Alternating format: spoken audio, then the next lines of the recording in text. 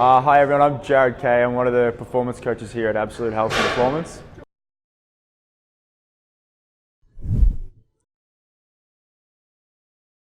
Yeah, so I do a lot of injury rehab. I've actually done my ACL twice. I've done my right and my left when I was 18 and 21, and that got me interested in working with other people who've had their ACL surgically repaired. So the role of the ACL is to prevent the forward translation of the tibia off the femur. So common mechanisms for this are contact injuries or rapid deceleration, as well as it prevents that hyperextension of the knee. So a common mechanism of that would be landing or taking off in running, as well as providing that rotational stability, so when you're going to change direction. So surgery is not a necessity. In previous years, with my understanding as well, and in my background, surgery has been necessary for people returning, and that elite athlete population returning to change direction sports such as football, soccer, basketball. There is recent evidence now that's come out that surgery is not a necessity for even elite athletes returning to these sports. So conservative management is definitely a pathway that they can go down. For the general population, if they're not returning to sport, conservative management is probably a more preferred option due to taking the stress out of a rehab process that is quite a long, extended process, as well as the traumatic experience of having surgery.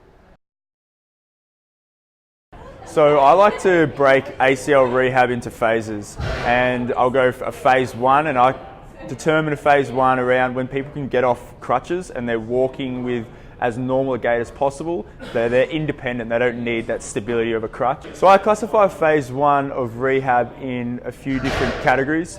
We've got range of motion. So in that range of motion, you're doing exercises to reintegrate knee flexion and knee extension. So there's a lot isolated around that. Then you've got gait, so walking gait. You're trying to get the walking gait back to as regular as possible. So often a lot of people have a lag and they'll really lack that knee flexion, so that heel to bum motion in walking. So we'll go through a couple exercises that we use to get that walking gait back, as well as we want to build strength. We want to build strength isometrically. So we do quite a few isometric exercises around the quad and around the glute as well. And then as well as building strength eccentrically and concentrically, which will help build that range of motion in the knee as well. So we're lucky enough to be joined by Tom today. Tom had his surgery 8 weeks ago. He used a quad graft with his rehab, and we've been working on different variants within that phase one, and we're going to go through a few exercises today. So the first exercise we're going to go through is what I call hurdle walking, and this is to reintegrate that walking gait back into normal everyday routine.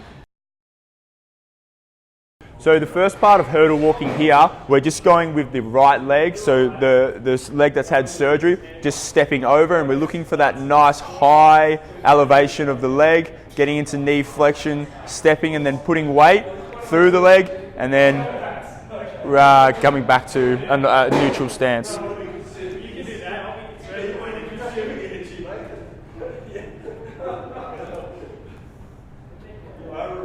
So you can see here he has quite good range already, and the way we could progress this is by giving him higher hurdles.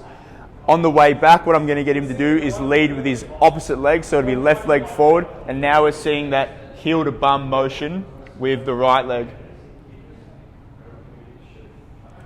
So this is what your clients will actually find more difficult in this exercise,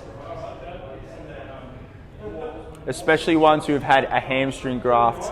They'll find this quite difficult. Right, the way we're going to progress this next is we're going to go a follow through hurdle exercise. So he's just going to follow through with his walking gait instead of coming back to a neutral stance.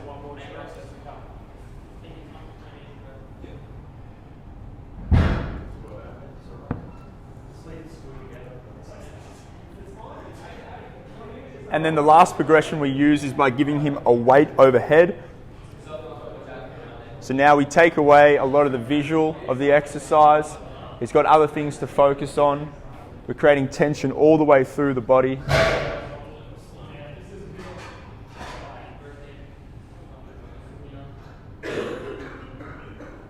Nicely done. So we're going to start working on our stability exercises. What I use is I use med balls or tennis balls to just add a little bit of fun into the movement as well, add a challenge into it, and just start with that force absorption. So the great thing about med balls is you can continually get heavier as you progress through the weeks. So we're going to do this exercise in 3 different planes. We'll start off with just sagittal plane, so he's just tossing the ball to me. We're going to start off at the chest, so nice and easy. We're balancing on our right leg. As you can see there, not challenging enough for Tom at the moment, so we're going to go overhead.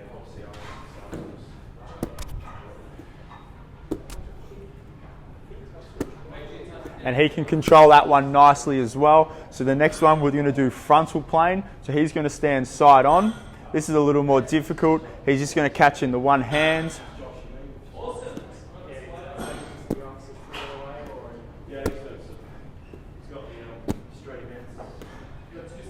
Excellent there. And then now the most difficult one. You have to be careful with this one because it does start to add a little bit of rotation, but we're working that rotation from our hips, not necessarily from the ground up. So we're going to go into a transverse plane where he's going from hip to hip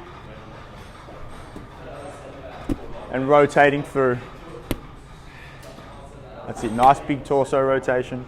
Good.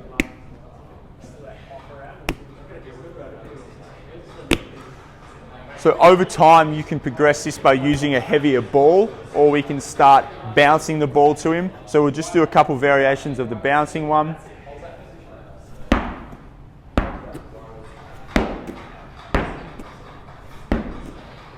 Now I'm going to put a side on.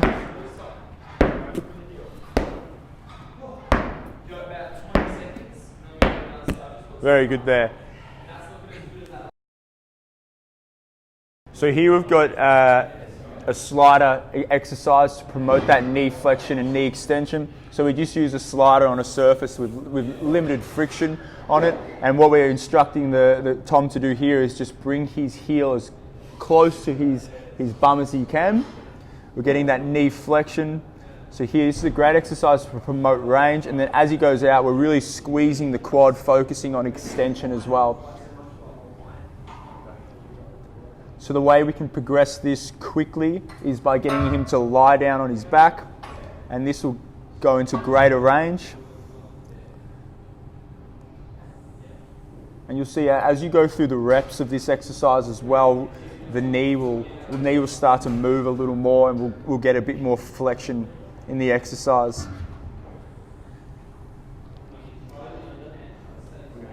So the goal of this exercise over time is to get his heel right back to his bum. Excellent, then we'll sit up again, Tom. And another way we can progress this is by loading up the eccentric and concentric part of the movement. We add a plate, and you can just progressively go with a heavier plate over time. So we'll do a couple more reps of this exercise.